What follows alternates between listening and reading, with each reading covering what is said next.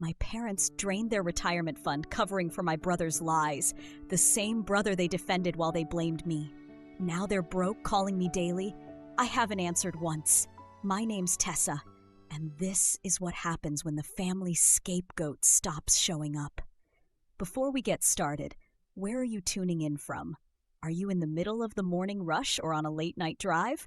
Drop a comment below. You're about to hear everything that happened after I made the choice that changed everything. I used to think being the responsible one was a badge of honor.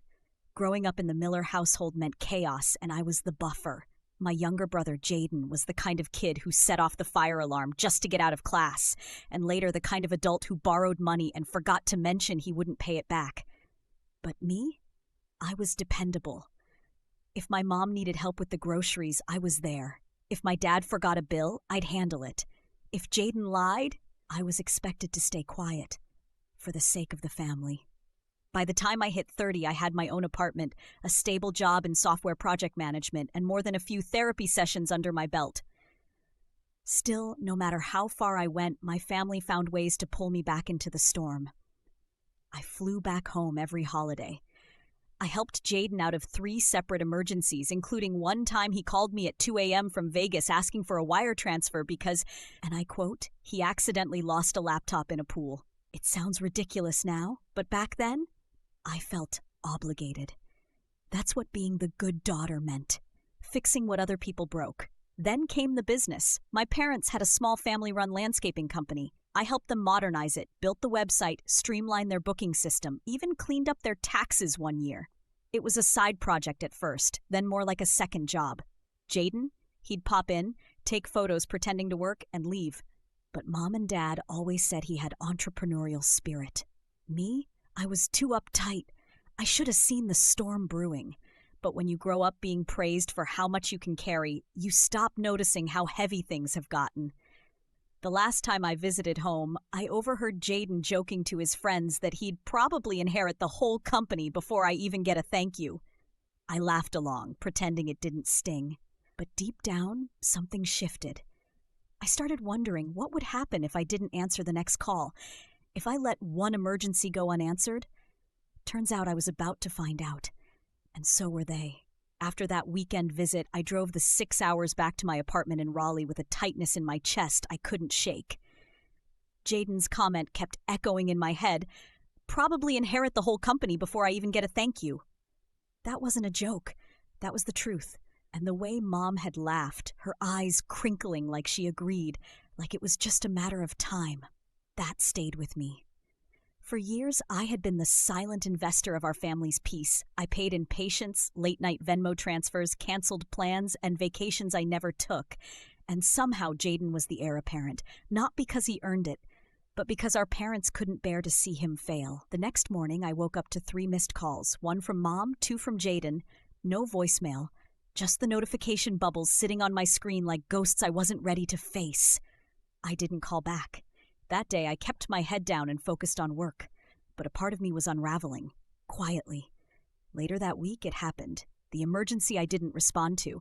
Jaden had apparently borrowed money from a supplier to expand operations, whatever that meant, and never paid it back. The supplier showed up at the family business with a printed invoice and a very loud voice. When I got the text from Dad, it said only, "Need you to fix this, urgent." I didn't reply. 6 hours later, Mom left a voicemail. Her voice was sharp, wounded. "I don't know what's gotten into you, Tessa, but we need your help. This isn't just about Jaden. It affects the whole family. You always said you cared." I listened to it once, then deleted it. That weekend, I got a call from Aunt Marlene, someone I hadn't spoken to in years, asking if I was okay. "Your mom said you're going through something," she said gently. "She's worried. She said you're acting out of character." I wanted to laugh. Out of character? For once, I was acting in character. My character. The one I buried for 30 years so Jaden could live like there were no consequences. I didn't explain anything to Aunt Marlene. I just said, "Thanks for checking in," and hung up. But the silence from me must have spoken volumes, because what happened next was a full-blown implosion. Jaden's debt wasn't just a misstep. It was a lie layered on top of another. He had used my name, my credit, to secure a small loan a year earlier. I found out when I got a notice in the mail about a missed payment. At first, I thought it was fraud. But when I called the bank, the woman on the other line said, "We have your signature on file, ma'am." My signature. He'd forged it. That was the breaking point. I made copies of every document, the forged loan, the repayment schedule, the bounced checks. I drafted a letter and sent it directly to my parents, certified mail. No more phone calls, no more texting. If they wanted my help, it was going to be in court. That night, I sat in my apartment, the soft hum of the fridge the only sound. I didn't cry, I didn't scream. I just sat there and let the weight of 30 years settle where it belonged. Not on me. And somewhere deep inside, I felt it. Not regret, relief. After sending that certified letter, I expected some kind of firestorm, calls, texts, maybe even someone showing up at my door. But for days, there was nothing, just silence. Not even a, "We got your letter." That quiet should have unsettled me. But instead, it gave me space to breathe and think. I started digging. Part of me was still reeling from the loan fraud. My own brother had forged my signature to cover his mess, and my parents either didn't know or didn't care enough to ask questions. But if he was capable of that, what else had been swept under the rug? I pulled up my old emails from when I used to handle the family business taxes. I remembered something.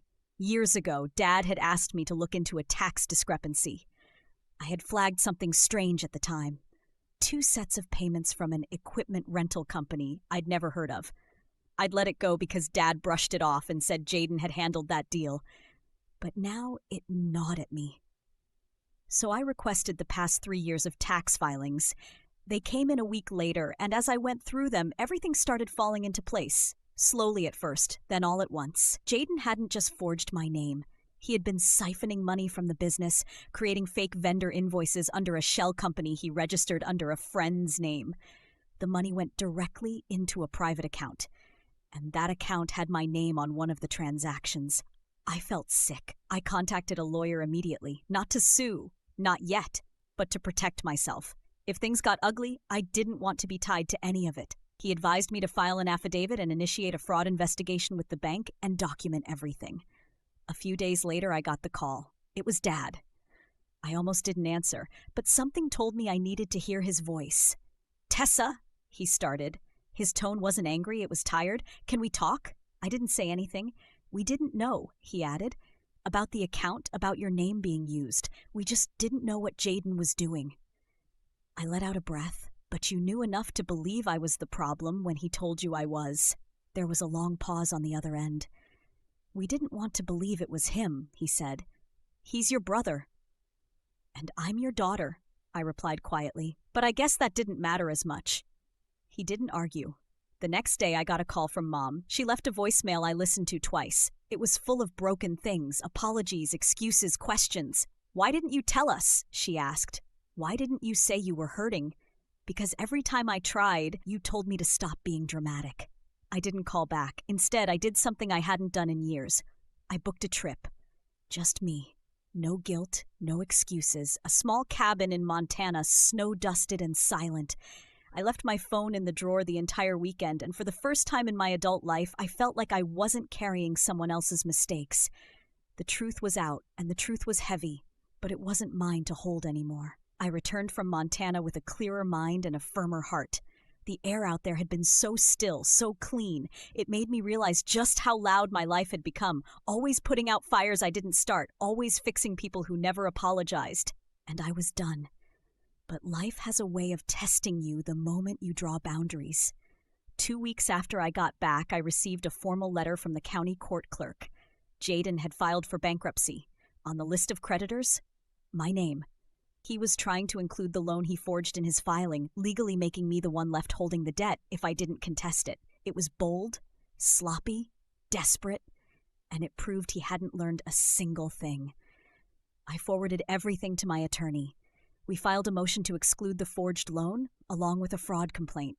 Then I sent an email, just one to my parents. No emotion, just facts, the documents, the filings, the timelines. I told them that any attempt to cover for Jaden would make them complicit. That same night, my mom called again. I let it go to voicemail. This time, her voice wasn't frantic. It was small.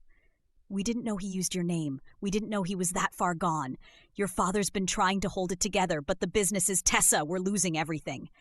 For a brief moment, I felt the old reflex, the urge to help, the familiar guilt. But I pushed it down, because the truth was, I had helped for decades. And when I finally stood up for myself, they only reached out because they had something to lose. The next few weeks were a blur of paperwork and legal calls. My lawyer was incredible, calm, thorough, unshakable, and I followed his advice to the letter. Then came the family meeting. It was my aunt, not my parents, who set it up. She said, "You all need to talk face to face." I agreed, but only if it was neutral ground, no one's house, no emotional ambush. We met at a quiet cafe on the outskirts of town. My dad looked older than I remembered. My mom was pale, her hands clutching a napkin like it was an anchor. Jaden didn't come. "I'm sorry," Dad said right away. "We failed you." I nodded. I didn't rush to make him feel better. Mom wiped at her eyes. "He manipulated us, and we let him. He forged my name. That's not a mistake. That's criminal." They both nodded. For once, they didn't make excuses. They didn't deflect. "We're selling the business," Dad said, "to pay the debts. What's left of it?" I didn't gloat. I didn't say you should have listened to me years ago. I just said, "I hope you finally see who you were protecting." Then I stood up. "I don't hate you," I told them, "but I'm not going to save you anymore. That chapter's closed." Mom reached for my hand. I didn't pull away, but I didn't stay long either. As I walked out, I felt it. That strange mix of sadness and liberation, the ache of letting go, the relief of no longer bleeding for people who never cleaned the wound. I didn't know what came next, but I knew this. I wasn't going back. Leaving that cafe felt like walking out of a courtroom after the verdict had been read. I wasn't victorious, but I was free. For the first time in my life, I didn't feel chained to the responsibility of fixing my family. I had laid down my burden, and I wasn't picking it back up. In the months that followed, the ripple effects of truth kept rolling. Jaden's bankruptcy was denied, thanks to the fraud report. My lawyer helped push a motion that forced the court to separate my name and credit from any involvement. Legally, I was in the clear. Financially, I was safe. But emotionally, that part took longer. I started journaling again. I hadn't done that in years. Every entry was raw, unfiltered, sometimes angry, sometimes empty, but it helped. I also joined a support group for people estranged from toxic families. That changed everything. Hearing stories like mine, siblings turning parents against each other, scapegoats walking away after decades of pain, it made me feel less alone. Meanwhile, Jaden went radio silent. I heard through a mutual friend that he'd moved out of state. I didn't care where he went, as long as it wasn't back into my life. My parents tried slowly to rebuild something with me. They sent cards for my birthday, a Christmas box with a photo of me as a kid, tucked between cookies and a stiff apology note. It was something, but not everything. Rebuilding doesn't mean restoring. One day, my mom called and said, "We'd like to start over, if you'll let us." I thought about it for a long time, and then I said, "I wish you healing, but I'm not stepping back into a house that burned me down." I meant it. I bought a home of my own, a small place with a big garden and enough space for peace to live and grow. I planted lavender and rosemary along the fence. I filled the bookshelf with novels I'd always meant to read. I had people over for dinner who laughed without malice and asked about my day without judgment. Family, I realized, isn't defined by blood. It's defined by presence, by care, by honesty. Now, when I pass my phone and see a missed call from Mom or Dad, I don't panic. Sometimes I pick up, sometimes I don't. But either way, the decision is mine, and that makes all the difference. They taught me something, unintentionally. When you stop showing up for people who never showed up for you, you get your life back. I didn't get revenge. I got clarity. I got peace. And that's worth everything they took. What about you? Have you ever had to walk away from family to protect your peace? We'd love to hear your story. Drop a comment below. We read every single one. If you're into real-life family drama like this, make sure to subscribe for more. Thanks for watching.